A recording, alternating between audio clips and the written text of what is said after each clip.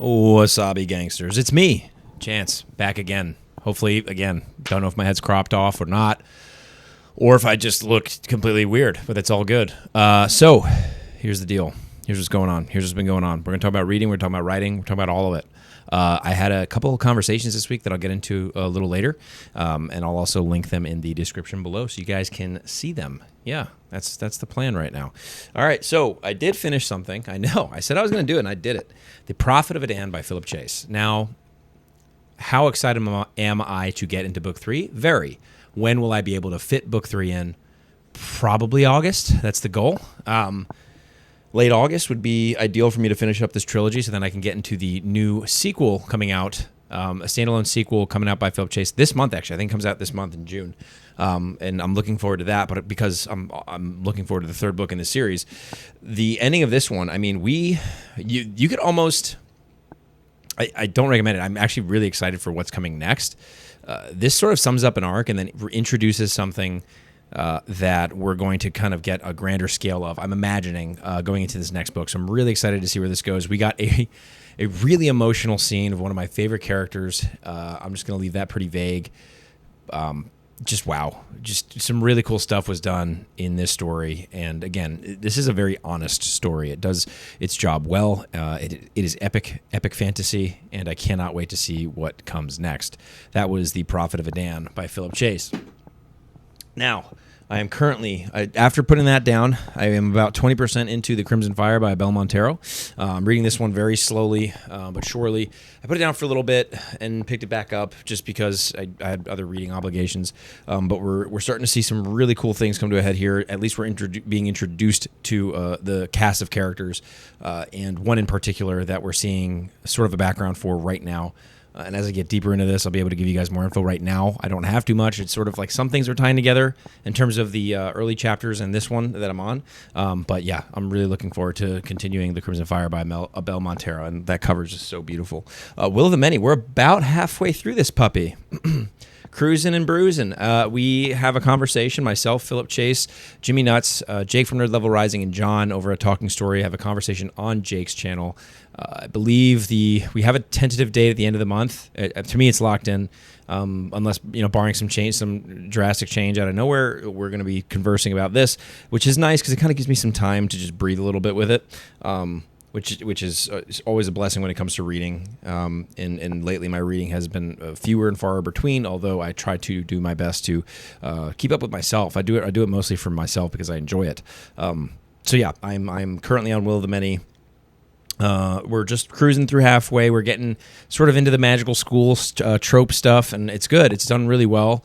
I like the characters that we're meeting, the cast, in terms of surrounding our main character, Vis, and their dynamic and the dynamic relationships themselves, let alone the dynamic interpersonal play. I'm really looking forward to finishing this book. I think it's going to have a very good ending in terms of how I'm enjoying it so far, even though I know Jake from Nerd Level Rising, he hates it. I'd go bother him about that. And then we have Berserk. Oh, upside down. I did read probably 3 or 4 chapters out of this. We're in... This is the 8th volume. This is the dense 8th volume here. I believe it's volume 23 that we're currently in, actually. It is... let's see. Hold on. Stay with me. Stay with me now. Stay with me. All right, well... It was close. If you guys don't want spoilers for this, I'm going to go spoiler free a little bit. We met the witch, right? That's what happened. So we met the witch. Things are interesting here because there seems to be some play in the astral plane that is being alluded to, and the awareness of some of these characters and what they have regarding the astral plane is quite interesting. And I'm sort of intrigued to see some of the information that might come out during these coming chapters, and the mark that both of our primary protagonists wear. And the play with magic. It's kind of cool to see the different forms of magic introduce themselves into this world. It's because it is a dark world, and magic just sort of has this. Traditionally, for me, when I start to see it in a story like this, it at least in the circumstances that we're seeing it now, it sort of has a light to it in a way that by way of actually being sort of a guiding light, literally, for the characters, and it's going to be cool to see that develop. So now, with the Crimson Fire, once I'm able to wrap that up, July, I'm going to be reading By Blood, by Salt by J.L. Odom with a group, Noel D., myself, Tom Orange, and Jake from Red Level Rising. But before that, and probably during, depending on my Will of the Many read speed and the Crimson Fire, I'm finally going to get back into my Malazan read journey and read Reaper's Gale. And I cannot wait to get back to this. I do miss me some Steven Erikson. This is the series that is taking priority this year for me, Malazan in general. I'm reading through the entire Ian C. Esselmont books as well. So I'm going to do this, then I'm going to do the Return of the Crimson Guard. My goal is to read By Blood, by Salt, and then get right back into the Return of the Crimson Guard, because I want to continue this Malazan journey. I want to try. My goal at the start of the year was try and finish the main books by June, which we're in now, and I completely failed. I got 2 more books done in that time, as far as Malazan is concerned, just because other books took priority in that time. So I will be getting back into my Malazan read. I cannot wait to read Reaper's Gale and give you guys my thoughts on that. So that is my reading update for those of you here for that. Let's really quickly chat about some things that went on outside of the channel. I had a Red Company read over on Alex's The Combative Robo Guy, Iskandaria. Myself, Jay from Red Level Rising, Chris Beard of Book Beast, and Alex himself chatted about our read of Fool's Hope, reading the Last War trilogy. I believe in July we have that as well. Until the last, we have to read by the end of July. Oh, wow, can't believe I just forgot about that. But yes, that will sum up our trilogy read for the Red Company, and then we're going to pick another book we haven't quite decided, but we threw some ideas out there in that chat. It was a fun chat. If you read The Last War, you can watch the whole thing. If you don't mind spoilers, you can watch the whole thing. We do go a little spoiler-free regarding both books, I think for the first 10 or 11 minutes in that video, but you can go check it out on Alex's channel. I was on Zachary Shea's channel with a Mercy conversation. I believe it'll be up by the time you guys see this, so you guys can see him and I converse. He asks a lot of great questions. It was a fun time, always is, talking to Zach. And yeah, we chatted a lot about Mercy, my book that I wrote, and it was great. It was a great conversation. And then I was on a pre-recorded conversation with Matt and Ian from Hobby Vomit. I highly recommend you guys go check out their channel. It's honestly kind of cool. It's like I'll use the word conglomerate of like all these different hobbies tied together.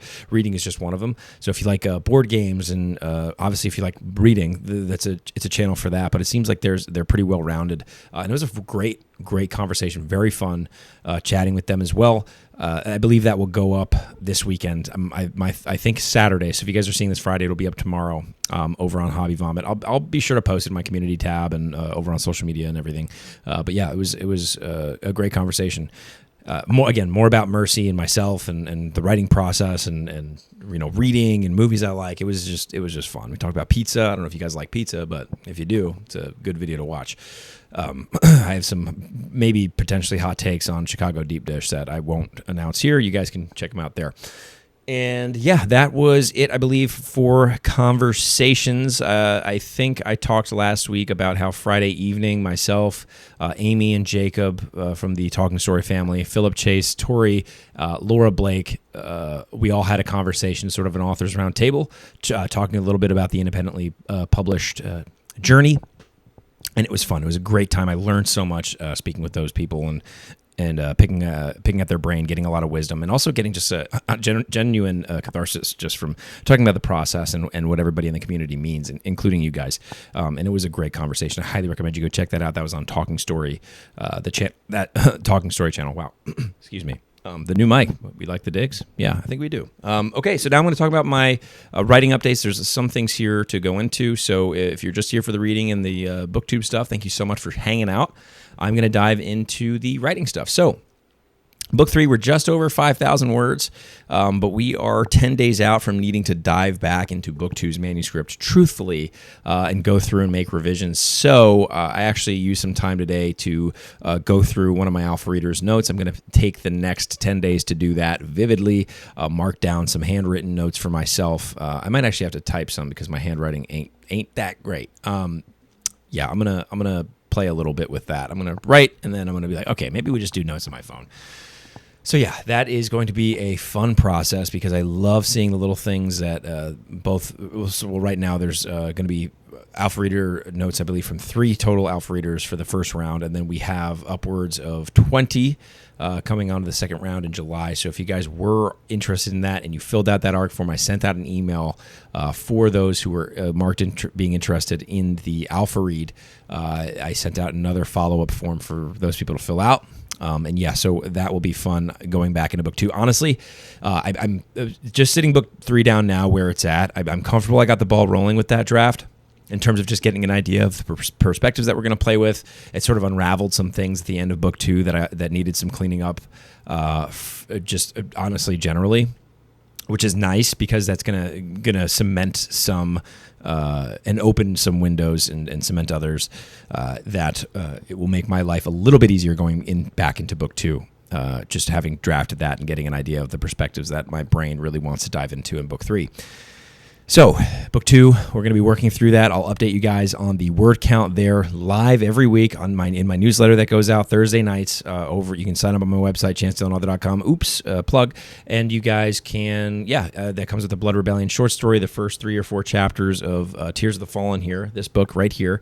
I also do a giveaway every week until the release of the book, and then maybe a little bit after as well, if I have leftovers. And this week's, that video posted last night for those of you who are watching this on Friday. Posted on Thursday. I posted every Thursday leading up to the release, so you guys can check it out there. Last week's winner I also announced in that video, as well as posting it on social media, on X, on Instagram, just talking about that a little bit there. So, that is the main book stuff. Going back into book 2 is going to be the primary goal here. There is some big news. Hopefully, it is big news. Generally, I'm not going to talk about it just yet. That stuff will come later. It's very exciting. I know that there's a lot of people reading the book right now and enjoying it, and it's crazy to see even the positivity from people who maybe it bounced off of it. The acknowledgement of what's potentially in the story that maybe they're just not picking up, which of course can be attested to me just getting into it, and then also maybe it's just not the story for that particular person, which is fine. I think those sorts of reviews really help people find the story that they're looking for, whether it be mine or somebody else's, and it's really cool to see that. It's really cool to see people kind of come together and converse and over it. I'm in these conversations have been so surreal. Just being able to talk to people about Mercy is one of the reasons why I wrote the book, let alone just being the story that I want to read. It's so cool to see. And that's where we are, guys. We are unraveling book 3. We're going to again sit that down. Book 1, the final manuscript, is good to go. It is in the hands of my good friend Abel Montero, who's doing the formatting. We're working some typography stuff on the cover. We're working out the hardcover kinks, hopefully, once I have the final quotes from the reviewers. And yeah, it is exciting. There's a lot of emotion there for me, for sure. And then also the last art piece that's going into book 1, the final edition of book 1. There are technically 3 art pieces in the ARC copy, but there will be a final art piece done by Robert Chotia, who did hopefully I'm saying that right, who did the landscape piece for me. And the goal is that landscape piece is the naked hardback for the physical pre-sale hardcover edition that I will be putting out later this month. So stay up to date with me on social media, and you guys will see that. The pre-order price went back up to its full price of $4.99. Just so you guys are aware, once the pre-sale for the physical hard copy goes live, we'll try and navigate that appropriately. As far as shipping is concerned, the goal is to obviously be able to do some international stuff, and we're working the avenues there. It seems like it will be fine to do that. And then, I'm just really looking forward to getting into that, and honestly, seeing a hardcover of my book will be on a surreal feeling as well. But yeah, that's it this week, guys. I'm gonna film the giveaway video right now, so you guys can comment on that. Go ahead from yesterday for you guys watching this on Friday. You guys will be able to go comment on that. That will enter you into the giveaway. Yeah.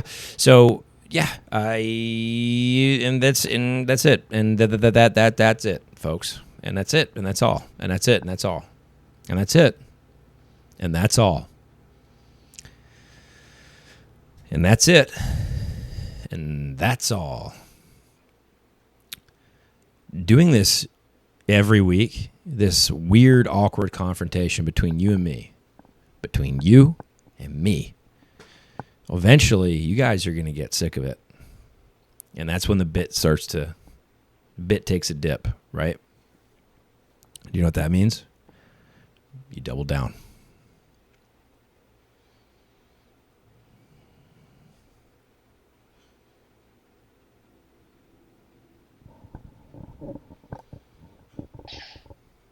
I don't know if you guys heard that, but my kyber crystal's outside of my lightsaber, so it's just like a little beep.